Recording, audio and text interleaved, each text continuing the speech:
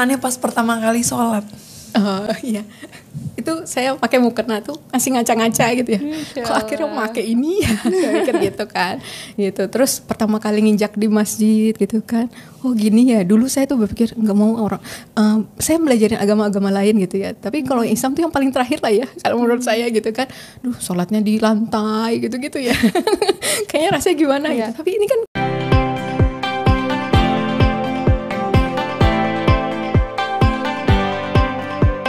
Awalnya beliau nanya-nanya kalau misalnya sholat itu berapa rakaat gitu-gitu. Jadi saya bilang dalam hati saya sih, kan Dokter Isya kan Kristen ya, maksudnya dalam hati gitu. Kok ngapain nanya-nanya gitu. Terus suatu saat beliau beneran ngasih tahu ke saya, katanya, "Bu, saya udah syahadat," katanya gitu. saya sampai nangis gitu, ya Allah gitu.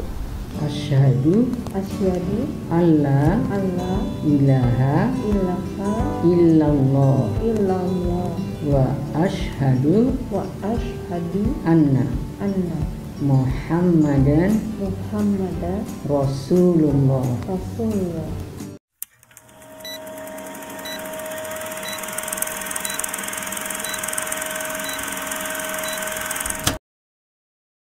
Sandi, tadi aku pengen nanya, ketika ini agak mundur sedikit ya. Ketika pertama kali ngucapin syahadat, apa perasaannya?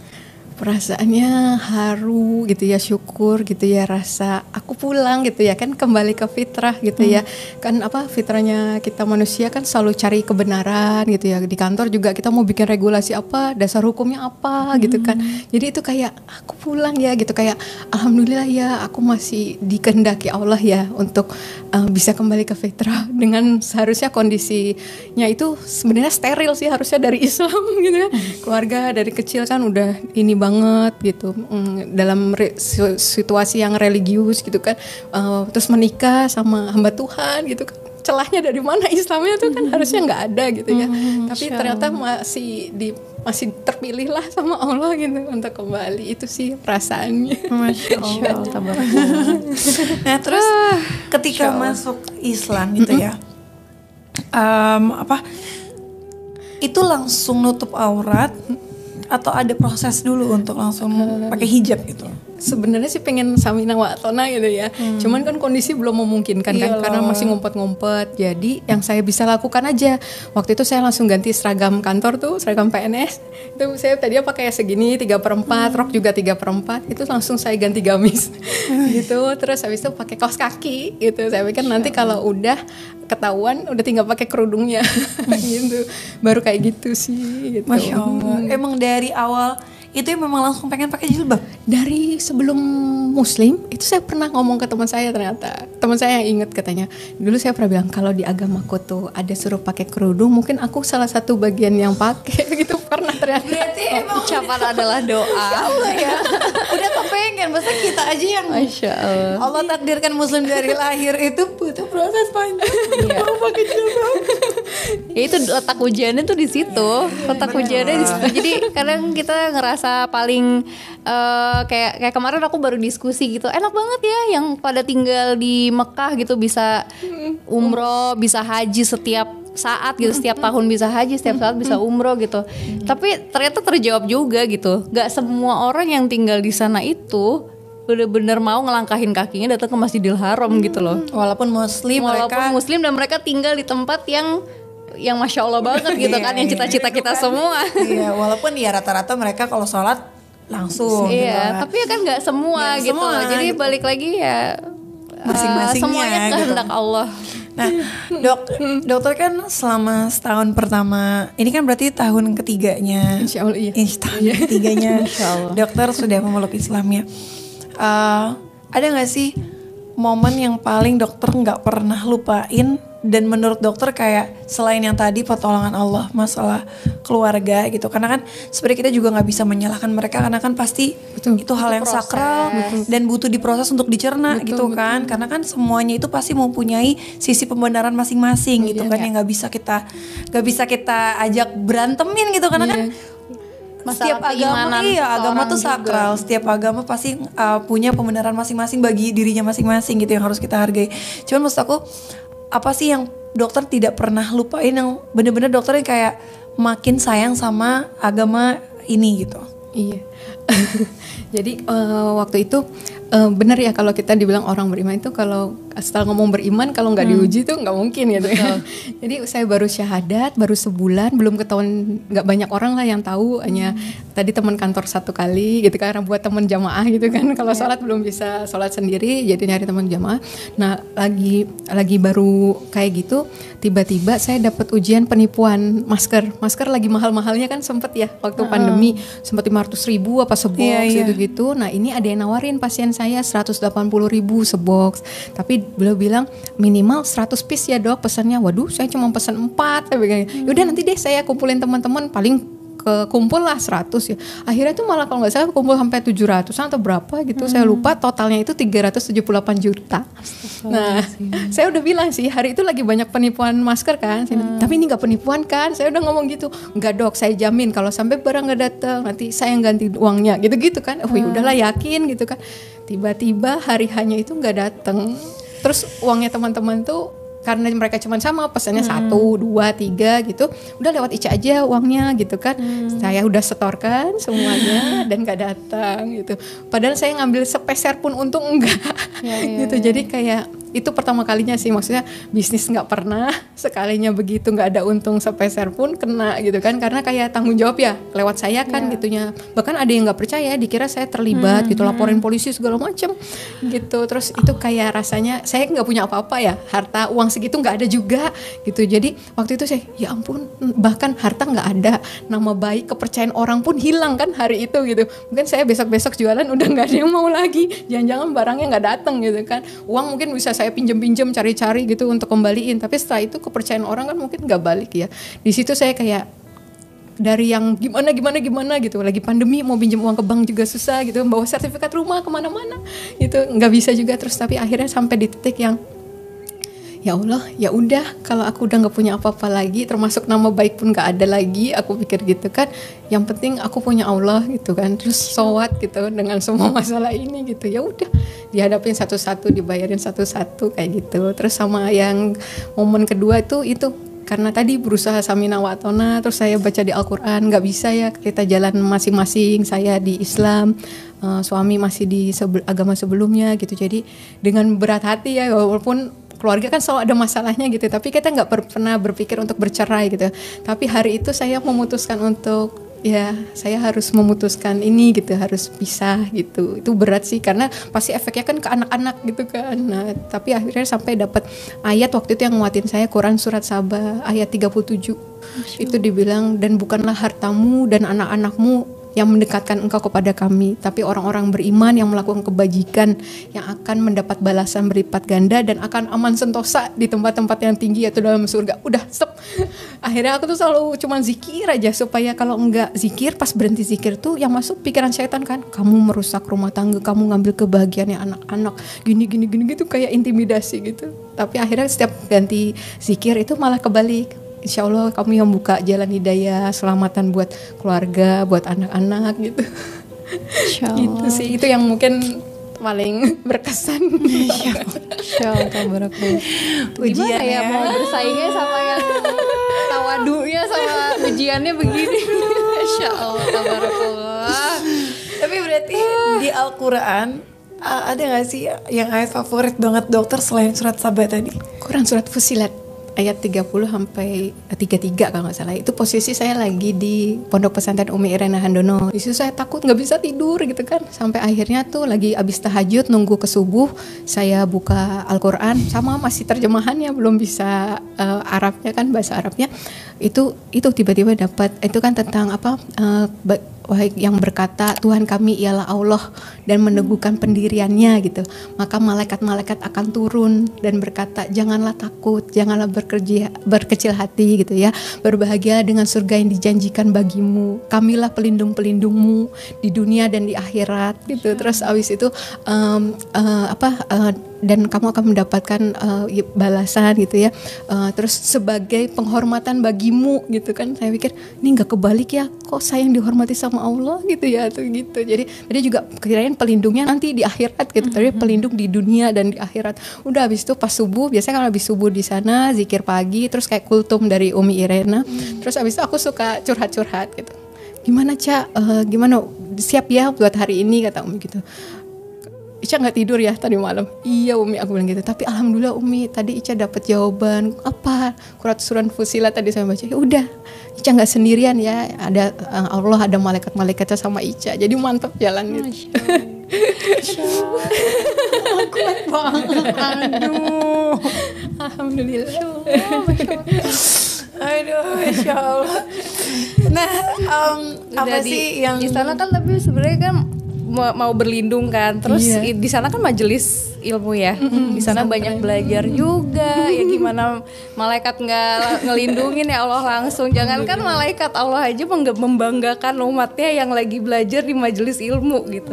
Nih hambaku kata Allah, Masya Allah, Insya Allah tabarakallah. Nah, apa sih tipsnya nih ya, mungkin yang baru belajar atau kayak yang punya pengalaman sama Mbak gitu ya, sama dokter. Apa sih penguat dokter selama ini? Kan ini berat banget ya. Maksudnya lebih berat dibanding kita yang dari lahir gitu ya. Maksudnya kan ya setiap orang punya perjalanan hidup masing-masing. Kita nggak bisa ngejudge pilihan orang, kita nggak bisa ngejudge agama orang karena semua itu punya pilihan masing-masing gitu kan. Tapi apa sih yang nguatin dokter dari segala ujian yang dokter alami yang berat banget, dari mulai ngumpet-ngumpet di KDRT sampai segala macem gini ya, sampai kabur-kaburan gitu. Maksudnya apa sih yang dokter tuh akhirnya bikin kuat gitu loh, kayak nggak terkecoh untuk nyerah gitu? Iya, karena tadi sih, karena kan bukan karena kata orang ya, karena ada hidayah tadi, jadi yakin gitu. Jadi yakin Allah yang benar tuh yang harus kita sembah yang mana gitu. Kalau bisa dibilang sih mungkin tauhid itu, pegangannya cuma tauhid itu aja gitu. Jadi kayak waktu itu ya apapun, saya nggak tahu loh yang setelah waktu saya syahadat itu kan nggak tahu kalau setelah itu tuh haram sama suami gitu-gitu tuh nggak tahu gitu. Jadi cuma waktu itu cuma berpikir ya udah ini saya memutuskan ini, konsekuensi apapun di depan, harga apapun yang harus saya bayar ya udah gitu. Kalaupun apapun yang terjadi, saya meninggal insya Allah dalam keadaan muslim gitu aja udah cukup buat saya gitu. Saya kehilangan apapun, kehilangan anak sebatang kara sekalipun gitu ya, itu asal saya sama Allah aja udah cukup buat saya, udah gitu doang waktu itu. Kalau bisa dibilang mungkin itu ya gitu. Nih kita berjuangnya udah semana ini untuk agama kita tuh, perjuangannya udah semana untuk Allah. Setitik saya syukur aja sedikit. Masya Allah. Aduh, Masya Allah. Terus yang berasain dari sebelum sama setelahnya itu yang paling indah tuh apa ketika sudah menjadi seorang muslim? Jadi hidup lebih simple, lebih sederhana gitu ya, nggak perlu kayak ambisi gitu apa gimana karena kan siapa Coach Steven ya itu sempat pernah bilang ya, hidup kita tuh sebenarnya kayak cuma nunggu waktu sholat, dari sholat satu ke sholat berikutnya gitu. Jadi kalau ada masalah di antaranya itu masalah keluarga, masalah di kantor dan sebagainya, toh itu sampingan gitu kan. Justru kita harus mulai khawatir gitu ketika kita nggak sholat awal waktu gitu kan, ninggalin sholat apalagi, nggak ketemu Al-Quran gitu barang sehari aja gitu. Itu yang justru kita khawatirin. Jadi kayak lebih sederhana gitu. Terus juga mau tahu nih aku bersikap gini gimana gitu, tadi ya adab semua ada di dalam Islam, cara-caranya tuh ada semua, tuntunannya ada semua kalau kita mau belajar gitu kan.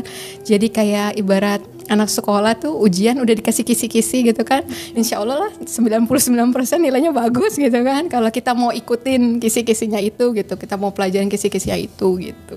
Jadi kalau menurut orang malah susah gitu ya, Islam banyak banget sih aturannya, sebenarnya itu juga bukan aturan kalau menurut saya gitu, malah itu wah ini kita dimudahkan banget gitu, udah nggak usah mikir, ikutin aja, selamat insya Allah gitu kan.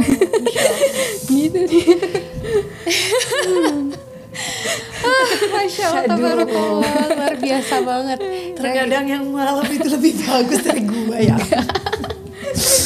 Ngiri loh kalau ngelihat orang yang Allah maksudnya ya Allah baru kasih hidayahnya kemarin gitu, tapi menangkap hidayah itu dengan baik, itu luar biasa banget. Dibanding misalnya kayak aku ya, mesti kayak ya Allah kasih dia dari lahir gitu ya.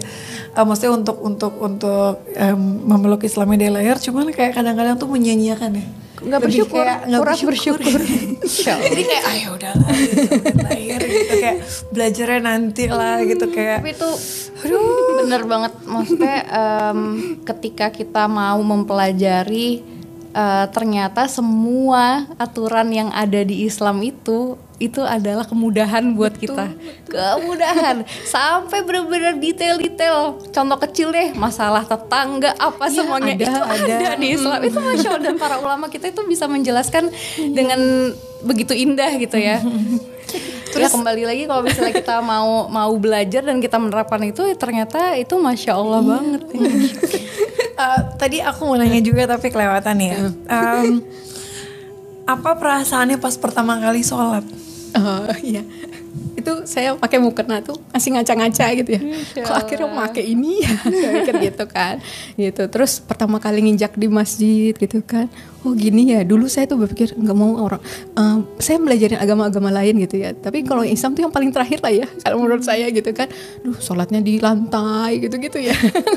Kayaknya rasanya gimana ya. Tapi ini kan kita di lantai. Tapi nggak tahu kenapa tuh di situ justru malah kebalik gitu. Semua pemikirannya tuh malah bangga, malah bersyukur jadi Muslim gitu ya.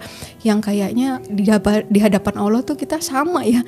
Kalau di mall gitu mau pakai tas apa aja, sepatu apa aja ya lepas semua, taruh semua di lantai gitu kan.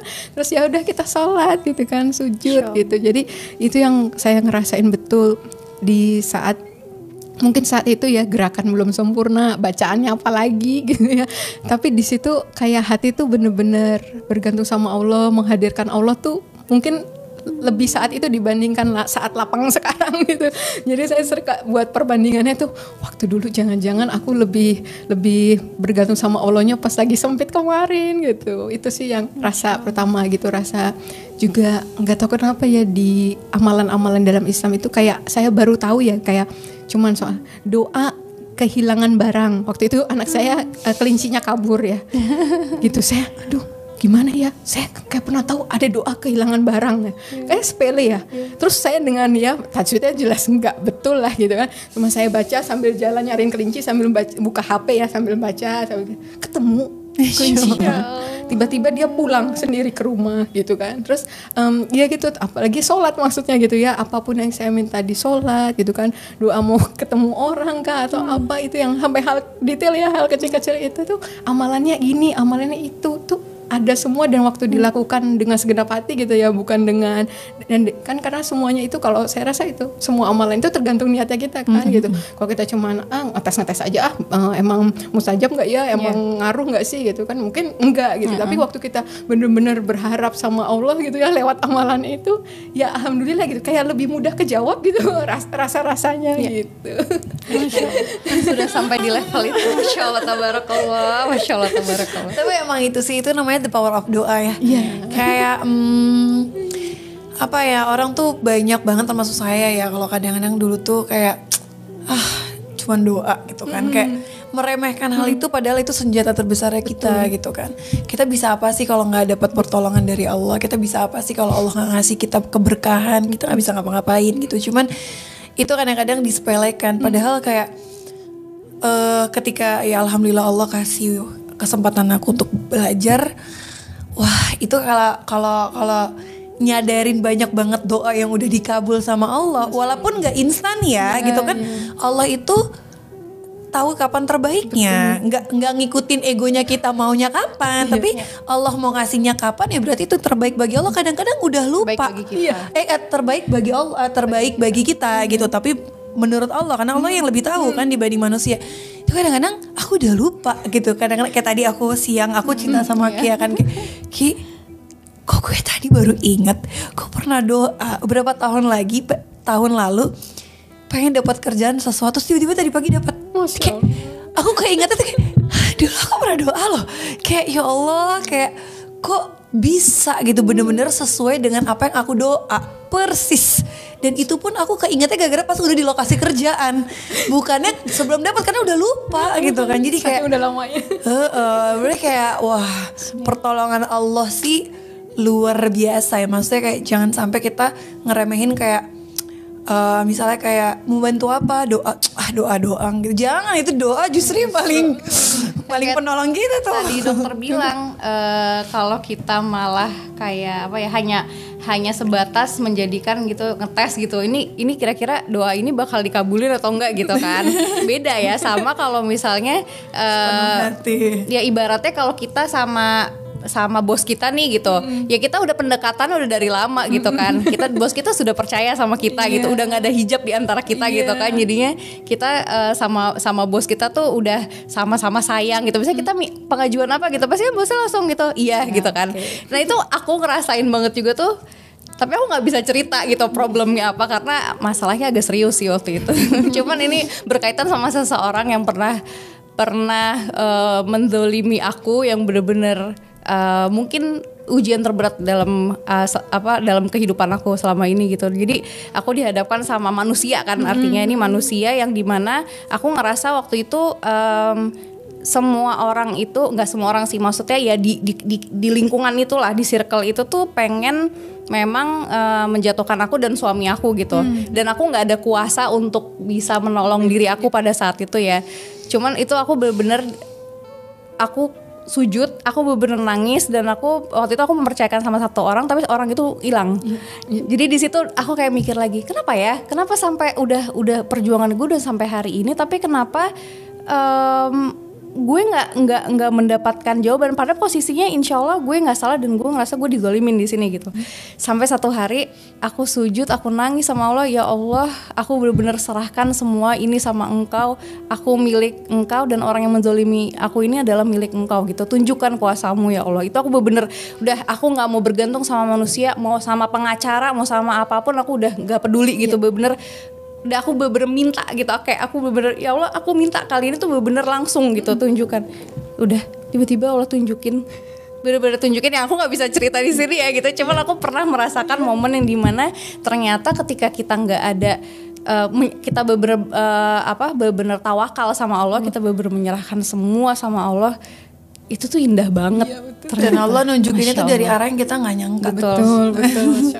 Tiba-tiba beng tuh kayak hah? Gitu kan. Masya Allah, gitu. Masya Allah. Dokter makasih banyak loh. Terakhir dong dokter, maksudnya untuk di luar sana yang mungkin punya pengalaman lagi seperjuangan dengan dokter, mungkin dokter kan sudah lewat gitu ya, tapi kan namanya ujian pasti ada aja gitu kan. Itu semangatnya kayak gimana? Ya paling ini aja sih, apapun sebab hidayahnya datang gitu ya, ada yang karena mau nikah atau karena memang dapat pelajaran dan sebagainya. Nah itu kalau pengalaman saya, menyempurnakan niat itu penting banget gitu. Itu karena waktu kita menyempurnakan niat kita gitu, diperbarui terus niat kita gitu kan, itu insya Allah yang akan menyempurnakan pertolongannya gitu, apapun masalah tantangannya di depan gitu. Waktu kita yang dikejar itu akhirat, insya Allah tuh tadi dunia akan datang kepada kita dalam keadaan tertunduk gitu. Jadi ya semuanya akan lewat gitu. Ya mudah-mudahan juga bisa istiqomah setelah itu ya gitu. Kalau selama ini saya cuman ingatnya itu aja, waktunya nggak banyak, sementara PR-nya banyak gitu ya. Yang saya kira masih sempat syiar ke orang tua, ke mantan suami gitu ya, ternyata mereka udah berpulang duluan gitu kan gitu. Jadi nggak bisa waktunya santai-santai. Jadi mantan suami setelah pisah itu itu ada sakit terus akhirnya meninggal gitu. Jadi saya kan saya pikir kan masih ada ya kesempatan gitu ya, tapi nggak ada. Ternyata memang kita di dunia ini nggak ada waktunya santai-santai gitu kan. Ingat juga ada quotes itu, dunia itu seperti jembatan ya, waktu kita menuju akhirat gitu kan. Lucu kalau kita memperindah jembatan, bangun istana di atas jembatan kan gitu. Hanya itu kan sebenarnya bukan itu yang kita tuju gitu. Jadi itu sih yang sering jadi pegangan gitu. Mudah-mudahan bisa lebih meringankan langkah ke depan gitu. Luar biasa banget. Anak-anak gimana ya? Aku lupa nanya tadi. Anak-anak gimana? Anak-anak alhamdulillah ya ikut saya terus kan ya. Tadi walaupun saya bilang gak apa-apa saya sebatang kara gitu ya. Tapi kan mungkin Allah kan nggak akan membebani melebihi kesanggupan. Mungkin Allah udah lu ngomong gitu tapi kamu tidak sanggup. Kamu ya saya gak bisa. Jadi sedetik pun tuh nggak pernah jauh dari saya gitu. Alhamdulillah masih sama saya ya, tapi itu PR-nya saya pinginnya mereka sama-sama menemukan juga gitu, bukan karena kata maminya gitu. Saya rasa itu akan lebih kuat gitu tauhidnya dibandingkan nanti saya paksa pokoknya ikut mami gitu kan gitu. Nanti udah gede mereka bergaul ketemu calon-calon pasangannya gitu, malah kalau akarnya nggak kuat kan takutnya balik lagi. Jadi masih dalam proses berjuang. Semoga Allah mudahkan semua prosesnya, Allah yang terbaik. Makasih ya, jazakallah khairan.